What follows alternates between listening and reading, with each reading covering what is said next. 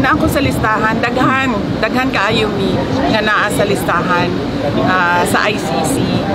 Nahibaw ko ana kay pag-abot na ako dito natingala ko nga nung sa sugod pwede pa ko mobisita kada adlaw.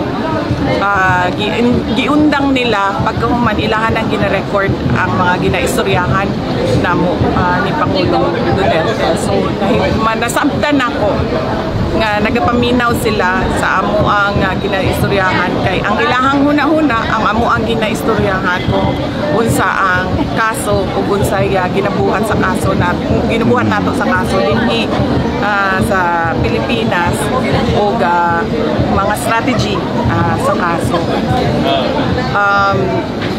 Dili lang ako, layo pa ang pangalan dito. Ang nauna nga mga pangalan dito mao kay Senator Bato de la Rosa, kay katong dating Chief Albayalde, ang katong dating Police General si Danao o Police General si Karamat.